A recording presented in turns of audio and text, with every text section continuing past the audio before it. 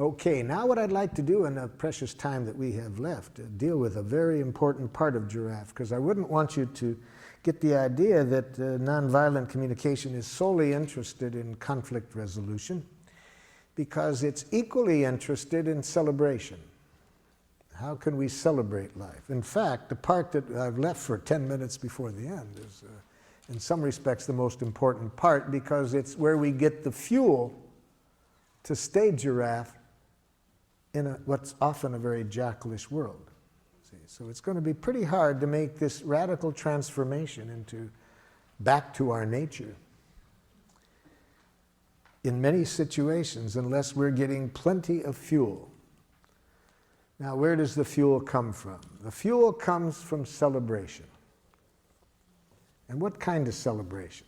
It comes from saying thank you in Giraffe. So let's see now in the last minutes how we celebrate by saying thank you in Giraffe, expressing gratitude in Giraffe. And first, I'd like to remind you of how jackals say thank you. You did a good job on that paper. You are a very kind person. You're a good dancer. Can you see why that's jackal? Moralistic judgments. Positive moralistic judgments are equally as violent in my estimation as negative ones. Namely, they reinforce the idea that the negative exists. If I say you're a kind person, I'm implying there's such a thing as an unkind person. I'm also implying that I'm the judge that knows the difference. So no more praise or compliments, okay? No more praise or compliments. Especially when you intend them as a reward. That's the ultimate dehumanization, to use thank you as a reward. To say it for the purpose of trying to reinforce something, to get the person to continue doing it. It's like sending what goes on at dog obedience school? See? Punishment and reward, see? So giving a compliment or praise for the purpose of reinforcement is giving the dog something to eat to reinforce it for something. Well, people are not for that treatment. And it destroys the beauty of thank you. When people have to wonder, is this being said out of that energy? But it works. What does jackal? Studies in management indicate that if managers praise and compliment employees daily, production goes up. Studies in school show that if teachers praise and compliment students daily, they work harder. Jackal, take another look at the research. I think you'll see that that only works for a very short time, until people see the manipulation. And then it no longer works. And it destroys the beauty of thank you, because now you cannot even trust gratitude without wondering whether it's being used as a reinforcement, as a reward. Well, what about if I want to build up the other person's self-esteem? What's wrong with that? So, Jackal, you don't see the irony of that? What? If the other person can only like themselves when you compliment them, they have no self-esteem. You've just addicted them to your rewards. That they only feel good when you say something about them. They have no self-esteem.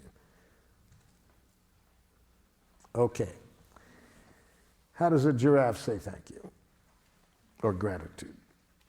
First, there's three things that are involved in a giraffe expression of gratitude that give us energy to keep being a giraffe. See, the first thing in a giraffe expression of gratitude is we bring to this other person's attention concretely what they have done that has made life more wonderful for us. See, that's what we need to do daily. We need to bring our consciousness and attention to the power that each one of us has to make life more wonderful. Each of us is a powerhouse. We have words that have the power to contribute to making people's lives more wonderful. We have touch. We can touch people in ways that can make life more wonderful. We can provide services for people. We are powerhouses. The more we remember this, We'll not get caught up in any violent games. Why would we use our energy any way other than to make life wonderful when we remember that we have this power? So that's one thing we got to make clear in our expression of gratitude. Specifically what the person did, not some vague generality. For example, a woman in Geneva, Switzerland came up to me at the end of a workshop. Here's what she said to me. "You're brilliant." I said, "It doesn't help." She said, "What do you mean?"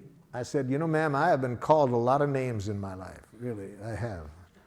Some positive and some far less than positive. And I can never recall learning anything valuable by somebody telling me what I am. I think there's zero information value in being told what you are. And great danger, you might believe it. And it's just as dangerous to believe that you're smart as that you're stupid. Both of them reduce you to a thing. You see, we're much more than either of those. But I can see in your eyes that you want to express some gratitude. Yes, and I want to receive it, but it doesn't help me to be told what I am. Well, what do you need to hear? What did I do to make life more wonderful for you? Well, you're so intelligent. No, it doesn't help. Doesn't help. What did I do? Oh, I got you. She opens up her notebook. She showed me 2 things that I had said that she had written down. She put a big star by them. See, that helps me now. Okay, that helps me to know that somehow my saying those 2 things made this person's life more wonderful. So that's the first thing we need to say in appreciation. We need to bring to the person's attention concretely what they did that made life more wonderful. Second, at the moment we're giving the gratitude, to say how we feel at that moment about the person having done that. So I said to this woman, "Could you tell me how you feel now as a result of my having said those 2 things?" She said, "Hopeful and relieved." Oh, hopeful and relieved. That gives me much more than telling me what I am, that I'm brilliant. Just to know that somehow my saying those 2 things, now this person feels hopeful and relieved. Now when I hear the third thing, I'll be able to really enjoy this gratitude.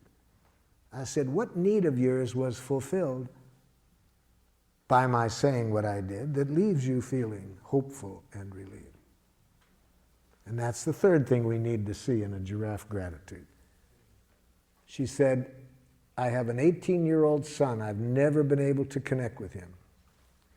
It's been very painful that we never can connect, and I have needed some direction to help me connect with him. Those 2 things you said met my need for some concrete direction. So, had she expressed her gratitude in giraffe, she would have said, Marshall, when you said these 2 things, showed me what the 2 things were. It leaves me feeling hopeful and relieved. It meets a need of mine to connect with my son in a way that I want. Okay? That's how we say gratitude in giraffe, those 3 things. And it's also important how we receive gratitude. Let me show you how a jackal receives gratitude. Jackal, when you offered to give me the ride just now over to where I'm going afterwards, I feel very grateful because I really have a need to spend more time with my family. And if I took the bus, I'd have an hour less time. It's nothing. De rien. See? If you want to terrorize a jackal, express love or appreciation to it. Really, if you really want to scare a jackal. I've never seen anything scare jackal speaking people more than sincere gratitude or love. Why do you get so nervous, jackal, when you hear it? Well, I don't know that I deserved it. See, jackals have this dangerous concept in their head, deserve. It's a very violent concept. See, it implies that you have to deserve appreciation. You do deserve punishment if you behave in a certain way. See, the concept of deserve is a key ingredient in a violent way of life. If you believe in deserve, you think certain things are worth things, and you'll set up a very destructive economic system. You'll set up a destructive correctional system. A very dangerous concept. Well, that's not the only reason. Why else do you get so scared when you hear gratitude, Jekyll? What's wrong with being humble? So you want to have a need for humility? Yes.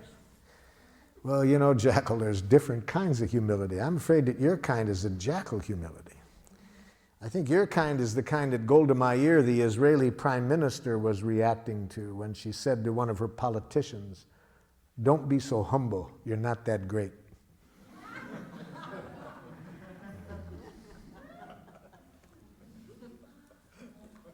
But the main reason that I believe that gratitude is so scary for many of us to receive is beautifully and poetically written in A Course in Miracles, where they say it's our light, not our darkness, that scares us the most.